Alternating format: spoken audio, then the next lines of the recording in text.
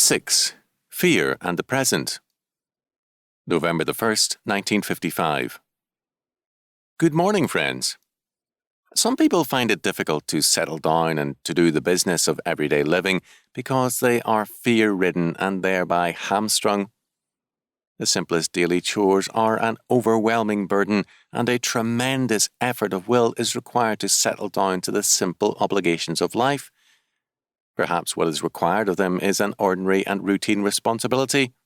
They know that it must be done and that other people do it without a moment's hesitancy.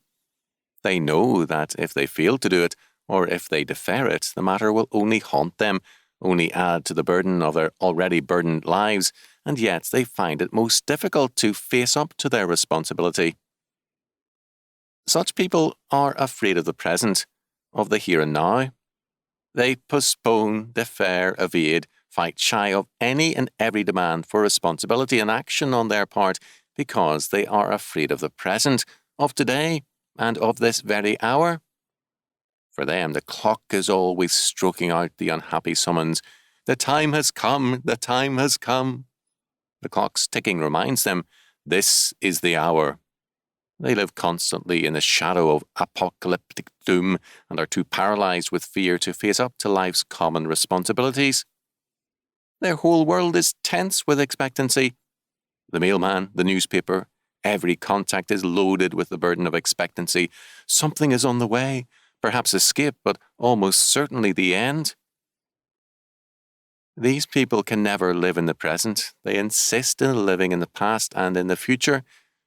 Because they are guilt-bound people, they are past-bound. All their yesterdays are more real to them than their todays. Whether they interpret the past as happy or unhappy, they are past-bound and guilt-bound.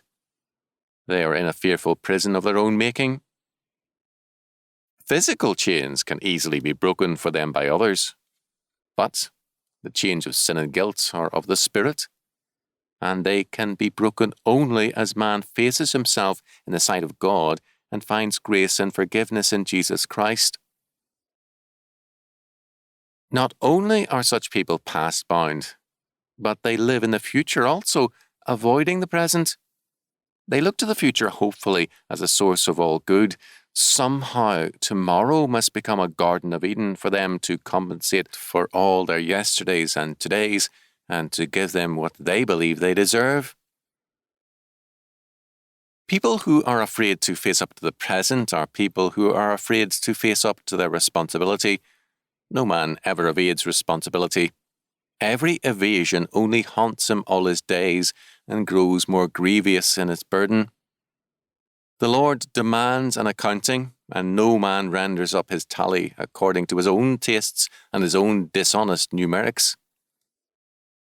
The demanded accounting is not limited to Judgment Day, nor is it merely an annual audit.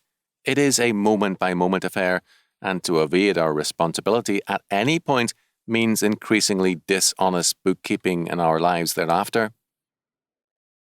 The only way any man can successfully and triumphantly live in the present is to face up to his responsibility under God, and yet no man can render a perfect accounting to God. No man can successfully discharge his God-given responsibility to the point where he puts God in obligation to himself. The only answer to this dilemma is for man to confess his sin and guilt, his failure to meet God's requirement, and to accept Jesus Christ as his own God-given substitute, the atonement for his sin, who in his person discharges our responsibility and by his regenerating work in us makes us free in conscience and responsible in our living.